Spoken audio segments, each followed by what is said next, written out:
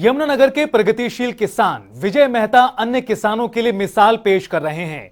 दरअसल वो केले की खेती करते हैं जिससे उन्हें काफी लाभ होता है। उन्होंने बताया कि सिर्फ 3 पेड़ों के साथ उन्होंने काम की शुरुआत की थी और आज उनके पास 2200 पेड़ हैं। रिपोर्ट देखिए। यमुनानगर के मंडोली गांव में प्रगतिशील किसान विजय मेहता परंपरागत खेती को छोड़कर केले की खेती कर रहे हैं। किसान का कहना है कि उन्हें अलग अलग तरह की खेती करने का शौक है। आपको बता दें कि साल 1990 से 1994 में विजय मेहता ने यमुनानगर में सबसे ज्यादा 25 एकड़ में सूरजमुखी की फसल उगाई थी, जिसके चलते उन्हें सम्मानित भी किया गया था। वहीं साल 2014 से पहले जब उन्होंने एक बार मुंबई दौरा किया तो रास्ते में उन्होंने केले के पेड़ देखे और अपने खेत में 3 पेड़ लगाए, जिसके बाद फसल बढ़ती गई और आज के समय में उनके पास केले के करीब 2200 पेड़ हैं। हमारे साथ है इस समय प्रगतिशील किसान विजय कुमार मेहता जी, जिन्होंने हरियाणा में केले की खेती का काम शुरू किया है। और अभी बात करते हैं विजय मेहता जी से कि कितने एकड़ में ये केले की खेती कर रहे हैं और कब से ये काम कर रहे हैं। तो मेहता जी, जनता टीवी पे स्वागत है आपका। नमस्कार जी।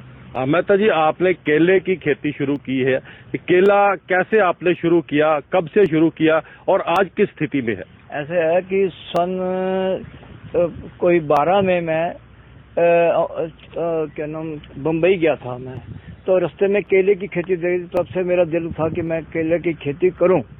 तब से मैंने केले की खेती का सोच लिया, पर मैं मजबूर था कि केले कहाँ से लाऊं, क्या करूं, कैसे ना करूं। पर गॉड गिफ्टेड गॉड ने मुझे 3 केले दे दिए कहीं से भी। मैंने उनको आके अपने ट्यूबवेल के आसपास लगाया। 3 से 13 बनाए, 13 से 130 बनाए, 130 से आज 2200 पेड़ मेरे पास खड़े हैं। मेहता जी, जिस तरह बात करें, आज 2200 केले हैं।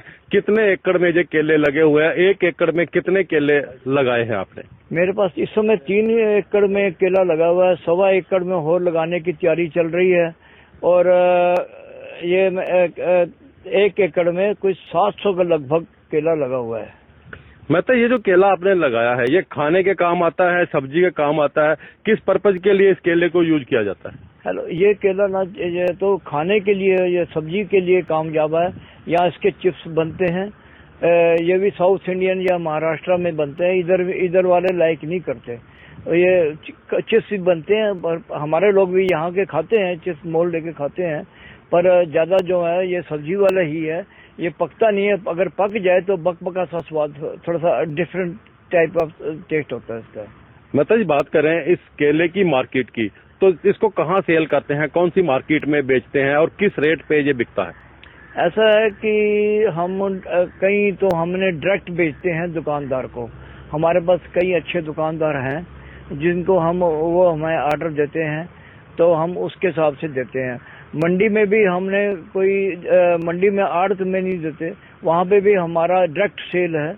हमने एक बंदा रखा हुआ है, वहाँ पर उसको हम जब मर्जी जितना मर्जी दें वो अपना बेचेगा। वो रिटेल बेचे, होलसेल बेचे, जैसे मर्जी, ये उसका काम है। और मैं तो ये एक बात और पूछना चाहूंगा, मैंने बहुत से केलों के पेड़ों के ऊपर देखा, जैसे ये देखो नंबर लगे हुए हैं। जी, जी। इन नंबरों का क्या मतलब है जो केलों के ऊपर आपने ये जो अलग अलग नंबर लगा रखे हैं? जहाँ हम खड़े हैं ये रो है जी।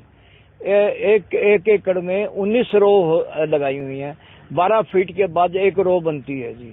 और एक रो में तकरीबन 35 पेड़ हैं और उस रो में 6 फुट के बाद पेड़ लगाया हुआ है हमने।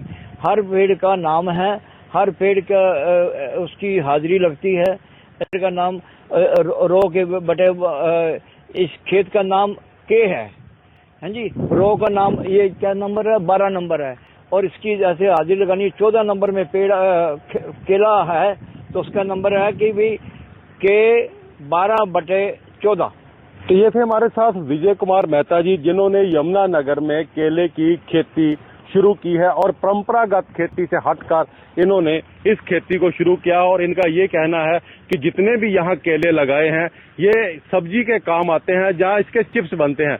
3 केलों के से शुरू हुए हैं और आज लगभग 2200 केले इन्होंने इन खेतों के अंदर लगा रखे हैं। और इनका ये कहना है कि इससे जो है धरती की उर्वरता शक्ति भी बढ़ती है और किसान को कहीं ना कहीं दूसरी फसलों से, पारंपरिक खेती से मुनाफा भी मिलता है। यमुनानगर के गांव मंडोली से जनता टीवी के लिए सर्वजीत बावा।